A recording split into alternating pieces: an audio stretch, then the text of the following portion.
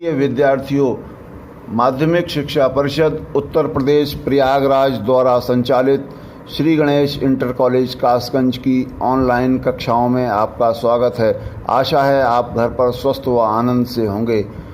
कक्षा 12 जीव विज्ञान से संबंधित आज के कालांश में हम इकाई 2 आनुवंशिकी और विकास जेनेटिक्स एंड एवोल्यूशन के प्रथम अध्याय वंशागति तथा विविधता के सिद्धांत principles of inheritance and variation से संबंधित शीर्षक लिंग निर्धारण डिटर्मिनेशन ऑफ सेक्स का अध्ययन प्रारंभ करेंगे। तो आइए अध्ययन करते हैं लिंग निर्धारण डिटर्मिनेशन ऑफ सेक्स। लिंग निर्धारण मनुष्य की सदैव से ही यह जानने की इच्छा रही है कि उसकी भावी संतान पुत्र होगा या पुत्री। अन्य आनुवंशिक विशेषकों की भांति लिंग भी एक आनुवंशिक विशेषक है जो मेंडेलियन वंशागति का पालन करता है। एक लिंगी जीवों में लैंगिक जनन द्वारा उत्पन्न संतान का लिंग निर्धारण करने की प्रक्रिया लिंग निर्धारण या सेक्स डिटर्मिनेशन कहलाती है। क्योंकि हम जानते हैं द्विलिंगी जीवों में नर और मादा जननांग एक ही जीव में पाए जाते हैं, इसलिए उनमें इस प्रक्रिया का कोई महत्व नहीं है। केवल एक लिंगी जीवों में ही लैंगिक जनन द्वारा उत्पन्न संतान का लिंग निर्धारण करने की प्रक्रिया लिंग निर्धारण या डिटर्मिनेशन ऑफ सेक्स कहलाती है। मनुष्य में लिंग निर्धारण determination of sex in man. मनुष्य में लिंग का निर्धारण मेंडेलियन वंशागति के अनुसार होता है। मनुष्य में कुल 46 क्रोमोसोम पाए जाते हैं। इनमें से 44 या 22 जोड़ी ऑटोसोम्स होते हैं, अर्थात इन 22 जोड़ी ऑटोसोम्स पर केवल कायिक लक्षणों की निर्धारक जीन्स पाई जाती हैं। 23वीं जोड़ी क्रोमोसोम को लिंग क्रोमोसोम या सेक्स क्रोमोसोम कहते हैं। स्त्रियों में यह एक्स प्रकार के, जबकि पुरुषों में यह XY प्रकार के होते हैं। स्त्रियों का कैरियोटाइप 44 + XX प्रकार का होता है। स्त्रियों में मुख्य जननांग अंडाशय या ओवरी होते हैं, जिनमें अंड जनन या oogenesis की क्रिया के फलस्वरूप अंडाणु या ओवम बनते हैं। अंड जनन या oogenesis की प्रक्रिया में मियोसिस डिवीजन होता है, जिसके बारे में हम पूर्व में पढ़ चुके हैं, जिससे अंडाणु में क्रोमोसोम की संख्या घटकर आधी अगुणित या हैप्लॉइड अर्थात 22 + X रह जाती है। प्रत्येक अंडाणु या ओवम में 22 ऑटोसोम्स तथा एक X क्रोमोसोम होता है। स्त्रियों में बनने वाले सभी अंडाणु 22 + X जीनोटाइप या कैरियोटाइप वाले होते हैं। इस प्रकार सभी स्त्रियां होमोगैमेटिक होती हैं, अर्थात उनमें बनने वाले अंडाणु एक ही प्रकार के होते हैं, जिनमें जीनोम का एक सेट पाया जाता है जो 22 + X प्रकार का होता है। इसके विपरीत पुरुषों का कैरियोटाइप 44 + XY होता है। उनमें मुख्य जननांग वृषण या टेस्टिस होते हैं, जिनमें शुक्र जनन या स्पर्मेटोजेनेसिस की क्रिया के फलस्वरूप शुक्राणु या स्पर्म का निर्माण होता है। शुक्र जनन या स्पर्मेटोजेनेसिस की प्रक्रिया में भी मियोसिस डिवीजन होता है, जिससे शुक्राणु में क्रोमोसोम की संख्या घटकर आधी अगुणित या हैप्लॉइड अर्थात 22 + X अथवा 22 + Y रह जाती है, जिनमें 22 ऑटोसोम्स तथा एक X अथवा Y क्रोमोसोम होता है। इस प्रकार पुरुषों में बनने वाले स्पर्म दो प्रकार के होते हैं। नंबर 1 एक्स स्पर्म, इनका जीनोटाइप 22+X होता है। और नंबर 2 वाई स्पर्म, इनका जीनोटाइप 22+Y होता है। इस प्रकार स्पर्म हेट्रोगैमेटिक होते हैं, अर्थात दो प्रकार के होते हैं, एक एक्स स्पर्म, दूसरा वाई स्पर्म। संलग्न चित्र में हम एक मेल या पुरुष का कैरियोटाइप देख रहे हैं। इस कैरियोटाइप में 1 से लेकर 22 तक ये ऑटोसोम्स हैं, अर्थात इन पर केवल दैहिक या कायिक लक्षणों की निर्धारक जीन्स पाई जाती हैं, जबकि 23वीं जोड़ी एक एक्स क्रोमोसोम और एक वाई क्रोमोसोम है। स्त्रियों में दोनों एक्स क्रोमोसोम होते हैं, वाई क्रोमोसोम का अभाव होता है। इनको हमने 7 पेयर्स में बांटा है, लंबाई के क्रमानुसार पहला, दूसरा और तीसरा ये एक सेट बनाएगा, चौथा और पांचवा ये एक सेट है, 6 से लेकर 12 तक ये तीसरा सेट। इसके बाद 13, 14 और 15 लंबाई के क्रमानुसार इनको एक सेट में, और 16, 17, 18 इनको एक सेट में, 19 और 20 इनको एक सेट में, 21 और 22 इनको एक सेट में। अब ये दो जो शेष बचते हैं, अगर हम इनको लंबाई के क्रमानुसार जोड़ें तो ये आपका सी ग्रुप में पहुंचता है। एक्स क्रोमोसोम कहाँ पर पहुंचेगा? सी ग्रुप में, और वाई क्रोमोसोम ये जी ग्रुप में पहुंचता है। तो लंबाई के क्रमानुसार हम कैरियोटाइप को व्यवस्थित भी करते हैं, लेकिन उनका क्रम, सबसे बड़े क्रोमोसोम का क्रम जो होगा वो सबसे बड़ा होगा, और सबसे छोटे क्रोमोसोम का नंबर जो होगा वो सबसे अंतिम होगा। इसके बाद अंतिम जोड़ी जो है वो हम सेक्स क्रोमोसोम की रखते हैं।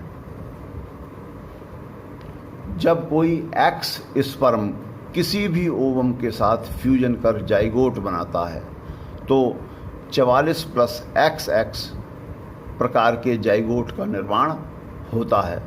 चूँकि कैरियोटाइप में XX क्रोमोसोम होते हैं, इसलिए पुत्री का जन्म होता है। दोबारा से पुनः समझ लें कि पुरुषों में दो प्रकार के स्पर्म हैं, उनमें से जब कोई भी एक्स स्पर्म किसी भी ओवम के साथ फ्यूजन करेगा तो एक्स के 22+X और ओवम के 22+X ये दोनों मिलकर के 44+XX प्रकार के जाइगोट का निर्माण करते हैं। इनके कैरियोटाइप में XX क्रोमोसोम होते हैं, इसलिए पुत्री का जन्म होता है। किंतु जब वाई स्पर्म किसी ओवम के साथ फ्यूजन कर जाइगोट बनाता है तो 44+XY प्रकार के जाइगोट का निर्माण होता है। चूँकि कैरियोटाइप में XY क्रोमोसोम होते हैं, इसलिए पुत्र का जन्म होता है। प्रत्येक गर्भधारण में यह क्रिया नए सिरे से होती है, इसलिए यह आवश्यक नहीं है कि प्रथम पुत्री के जन्म के बाद पुत्र का जन्म हो। दूसरी संतान पुत्र अथवा पुत्री कुछ भी हो सकती है, जैसा कि हम संलग्न चित्र में देख पा रहे हैं। पिता का कैरियोटाइप 44+XY है, जबकि माता का कैरियोटाइप 44+XX है। पिता में बनने वाले स्पर्म दो प्रकार के हैं, 22+X तथा 22+Y, किंतु माता में बनने वाले ओवम दोनों ही X प्रकार के होते हैं। जब पिता के किसी X स्पर्म का फ्यूजन किसी भी ओवम के साथ कराया जाता है तो 44+XX प्रकार के जाइगोट से पुत्री का जन्म होता है। इसी प्रकार जब पिता के वाई स्पर्म का फ्यूजन किसी भी ओवम के साथ कराया जाता है तो 44+XY प्रकार के जाइगोट से पुत्र का जन्म होता है। इस प्रकार संभावना व्यक्त की जा सकती है कि एक गर्भधारण में 50% पुत्री अथवा 50% पुत्र होने की संभावना होती है। माता में सदैव X प्रकार के ओवम ही बनते हैं, जबकि पिता में X तथा Y 2 प्रकार के स्पर्म बनते हैं। यदि पिता का स्पर्म X स्पर्म ओवम के साथ फ्यूजन करता है तो पुत्री का जन्म होता है, किंतु Y स्पर्म के फ्यूजन करने पर पुत्र का जन्म होता है। इसलिए पुत्री के जन्म पर माता का दोष मानना वैज्ञानिक दृष्टि से सर्वथा गलत है, क्योंकि उसमें केवल एक ही प्रकार के ओवम बनते हैं जो 22+X प्रकार के होते हैं। यह पिता का स्पर्म है जो संतान का लिंग निर्धारण करता है। पिता में 50% स्पर्म X प्रकार के तथा 50% स्पर्म Y प्रकार के बनते हैं। इस प्रकार यदि कोई X स्पर्म ओवम के साथ फ्यूजन करेगा तो पुत्री का जन्म होगा और Y स्पर्म फ्यूजन करेगा तो पुत्र का जन्म होगा। आज के कालांश में हमने मनुष्य में लिंग निर्धारण का अध्ययन किया। इसके पश्चात हम कुछ अन्य जीव जंतुओं में भी लिंग निर्धारण का अध्ययन करेंगे, जैसे WZ-ZZ प्रकार का लिंग निर्धारण। विभिन्न पक्षियों, सरीसृपों, तितलियों आदि में मनुष्य के विपरीत नर में लिंग क्रोमोसोम या सेक्स क्रोमोसोम समान अर्थात ZZ प्रकार के होते हैं, किंतु मादा में असमान या WZ प्रकार के होते हैं। संलग्न चित्र में हम पक्षियों में WZ-ZZ प्रकार का लिंग निर्धारण देख रहे हैं। यहाँ नर में कैरियोटाइप ZZ होता है और माता का जीनोटाइप WZ होता है। ZZ प्रकार के जीनोटाइप से जो नर में स्पर्म बनेंगे वो दोनों Z प्रकार के होंगे, जबकि मादा में बनने वाले ओवम आधे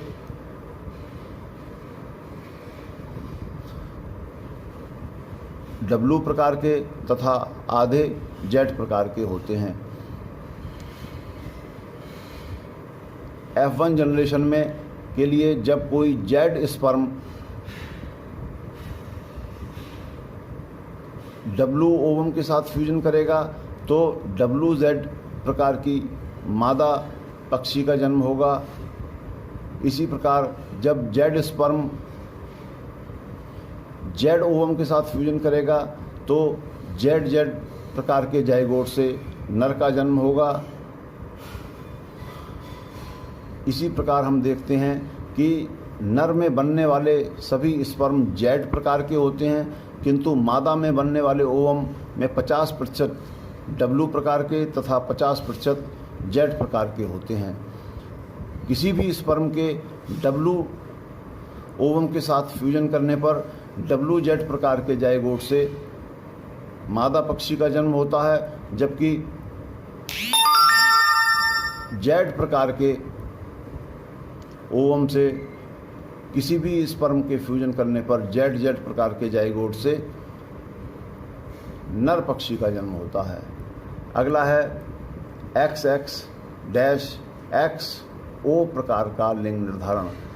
टिड्डियों एवं बक्स, खटमल, जू आदि के नर अथवा मादा जीनोम में एक लिंग क्रोमोसोम की कमी होती है। यदि मादा में XX प्रकार का क्रोमोसोम है तो नर X0 होगा, अर्थात इसमें आधे स्पर्म तो X क्रोमोसोम युक्त होंगे जो मादा संतान बनाएंगे, जबकि आधे स्पर्म में कोई भी लिंग क्रोमोसोम नहीं होगा जिससे नर संतान की उत्पत्ति होगी। जैसे टिड्डी, खटमल आदि में XX-X0 प्रकार का लिंग निर्धारण। मादा में बनने वाले ओवम दोनों ही एक्स प्रकार के होते हैं, किंतु नर में बनने वाले आधे स्पर्म में एक्स क्रोमोसोम होगा और आधे स्पर्म में एक्स क्रोमोसोम नहीं होगा, अर्थात उसमें एक क्रोमोसोम की कमी होगी। जब यह नर का एक्स स्पर्म मादा के किसी भी ओवम के साथ फ्यूजन करेगा तो एक्स प्रकार के जाइगोट से मादा खटमल या टिड्डी का जन्म होगा। किंतु जब ये सेक्स क्रोमोसोम विहीन स्पर्म किसी भी मादा ओवम के साथ फ्यूजन करेगा तो X0 प्रकार के जीनोटाइप से नर टिड्डी या खटमल का जन्म होता है। अगला है मधुमक्खी में लिंग निर्धारण। मधुमक्खी की कॉलोनी में रानी मक्खी, नर या ड्रोन्स एवं श्रमिक मधुमक्खियां होती हैं। इनमें रानी एवं श्रमिक मधुमक्खियों का जन्म तो निषेचित अंडाणु या ओवम से होता है, जबकि नर या ड्रोन्स का जन्म अनिषेचित ओवम से होता है। यह परिवर्धन एरहिनोटॉकी कहलाता है, जिसमें बनने वाले नर अगुणित या हैप्लॉयड होते हैं। रानी मधुमक्खी का जीनोटाइप में 2n या डिप्लॉयड होती है, जबकि नर हैप्लॉयड होते हैं, अर्थात उसमें स्पर्म बिना मियोसिस किए सीधे ही बन जाते हैं। जब रानी मक्खी का कोई भी ओवम इस स्पर्म के साथ फ्यूजन कर लेगा तो 2n प्रकार के जाइगोट से मादा संतानों का जन्म होता है, जबकि सीधे ही ओवम के विकसित हो जाने से नर या ड्रोन्स का जन्म होता है। किंतु यहाँ सर्वप्रथम विकसित मादा संतान को रॉयल जेली खाने को मिलती है। वह अन्य मादा संतानों को डंक मार देती है, जिससे उनके अंडाशय अविकसित रह जाते हैं। वे श्रमिक मधुमक्खियों में परिवर्तित हो जाती हैं। दूसरी बात ध्यान देने योग्य है, नर या ड्रोन्स का विकास अनिषेचित अंडाणु से होता है, अतः वे अगुणित या हैप्लॉयड होते हैं। इस प्रकार आज के कालांश में हमने मनुष्य तथा अन्य विभिन्न जीवों में लिंग निर्धारण या डिटर्मिनेशन ऑफ सेक्स का अध्ययन किया। कल के कालांश में हम मनुष्य में रुधिर वर्गों की वंशागति का अध्ययन करेंगे। धन्यवाद।